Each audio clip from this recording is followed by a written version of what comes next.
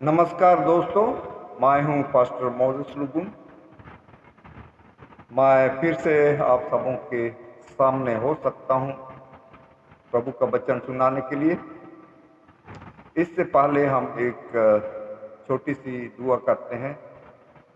पवित्र सेनाओं का यहोवा परमेश्वर, हम तेरा धन्यवाद करते हैं क्योंकि तू महान परमेश्वर है और हमारा जीवन है, हर तरह से हमें आशीषित किया है। और अभी जो वचन सुनेंगे उस पर तेरी अगुवाई हो ताकि हम उससे आत्मिक लाभ पा सकें और आत्मिक के जीवन को हम संवार सकें। इस विनती को यीशु मसीह के नाम से मांगते हैं, सुन और ग्रहण कर, आमीन।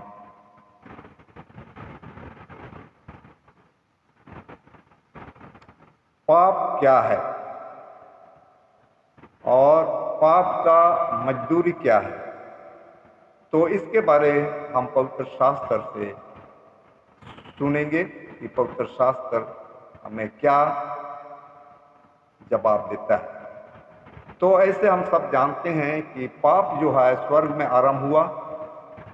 लूसीफर जो परमेश्वर का स्वर्गदूत था, उसके जरिए से फिर इस पृथ्वी पर आया हमारे पूर्व माता पिता आदम और हवा के जरिए से, और इस पृथ्वी में पाप भर गया। तो पाप क्या है हम पवित्र शास्त्र में पाते हैं। पहला यूहन्ना 3 उसका 4 पद में हम लोग पढ़ेंगे। वहाँ पाप का परिभाषा दिया है। पहला यूहन्ना 3 अध्याय उसका 4 पद। जो कोई पाप करता है वह व्यवस्था का विरोध करता है, और पाप तो व्यवस्था का विरोध है। तो यहाँ पाप का परिभाषा दिया है कि पाप जो है व्यवस्था का विरोध है। जब हम व्यवस्था को तोड़ते हैं, परमेश्वर का आज्ञा को तोड़ते हैं, तो हम पाप करते हैं। तो पाप का मजदूरी क्या है, इसको हम पढ़ेंगे रोमियो की पत्री उसका 6 अध्याय उसका 23 पद। रोमियो की पत्री 6 अध्याय उसका 23 पद में कहता है,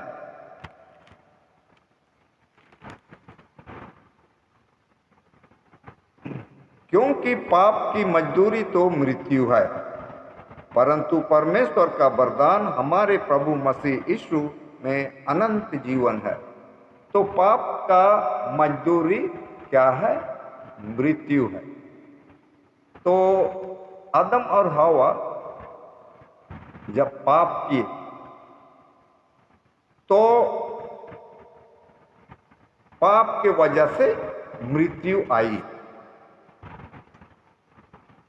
और परमेश्वर पाप क्षमा के लिए उपाय रचा। वो आदम और हवा को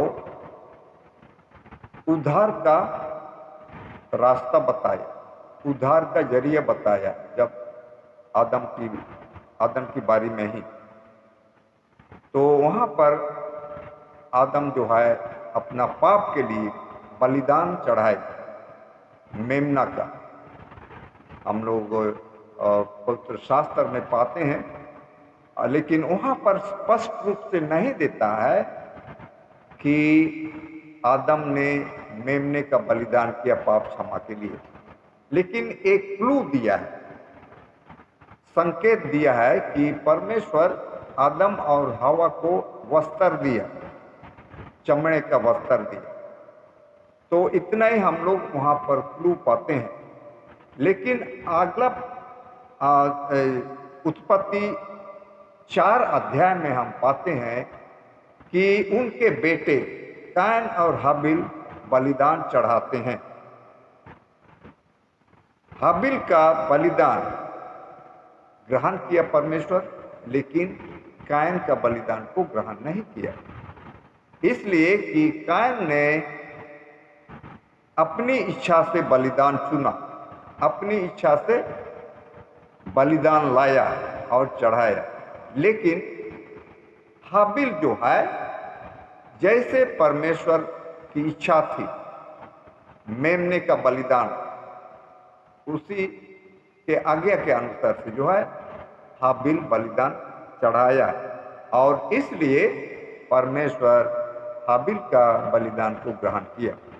तो यहाँ पर पाते हैं कि इनको कौन सिखाया?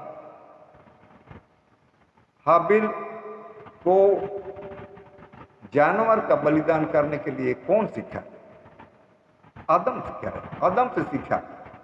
और दोनों बच्चों को शिक्षा मिली पाप के लिए क्या बलिदान चढ़ाना। लेकिन यहाँ सिर्फ हाबिल जो है सही बलिदान चढ़ाता है, जिसके चलते उसका बलिदान परमेश्वर ग्रहण किया। तो यहाँ पर हम देखते हैं कि पाप के लिए जो है एक जानवर बलिदान होता है, और ये जानवर जो है निष्कलंक जानवर, और वो जानवर यीशु मसीह का बलिदान का संकेत है कि एक दिन यीशु मसीह अपना बलिदान चढ़ा करके, अपना लहू बहा करके मनुष्य का पाप क्षमा करेगा, मनुष्य के लिए उद्धार करेगा। तो हम लोग देखें कि पाप का मजदूरी मृत्यु,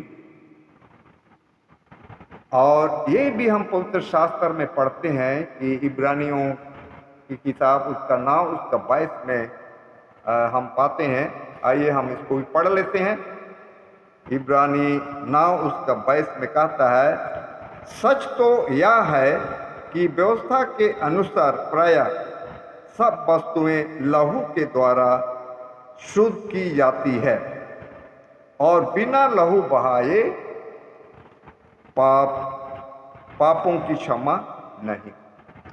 तो यहाँ हम पाते हैं कि बिना लहू बहाए पापों की क्षमा नहीं।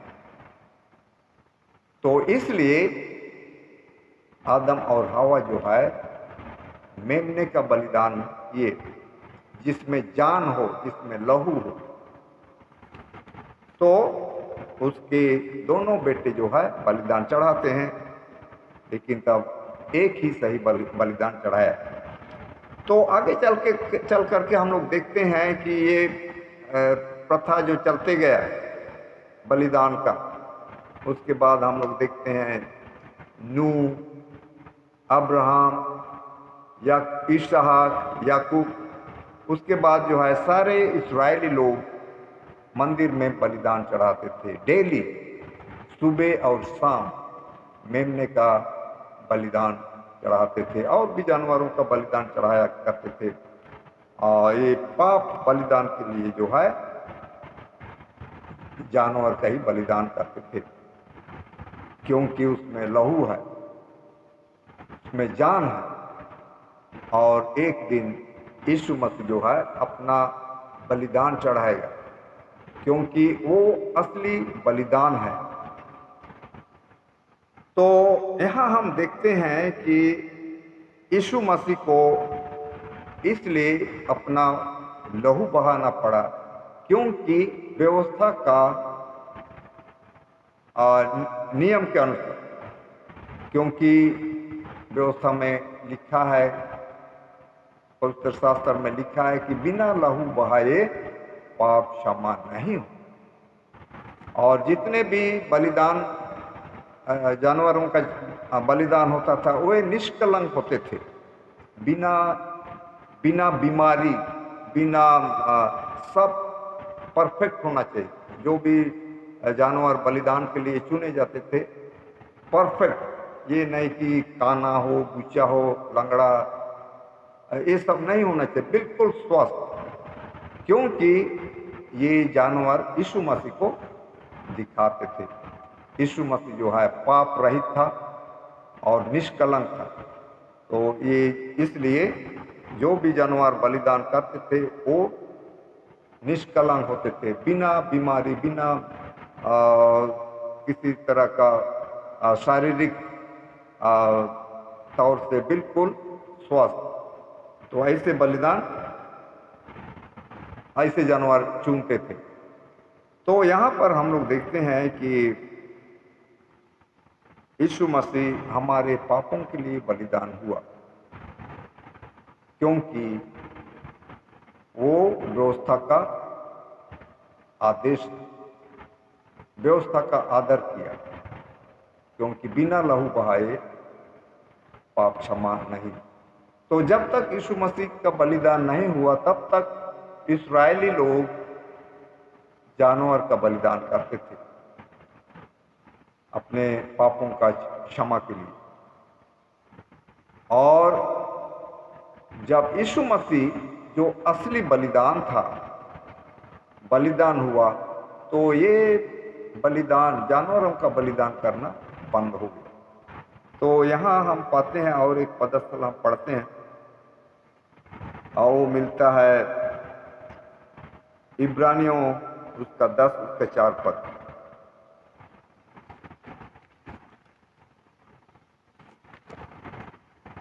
इब्रानियों 10 उसका 4 पद में इस तरह से कहता है, क्योंकि यह अनहोना है कि बैलों और बकरों का लहू पापों को दूर करे।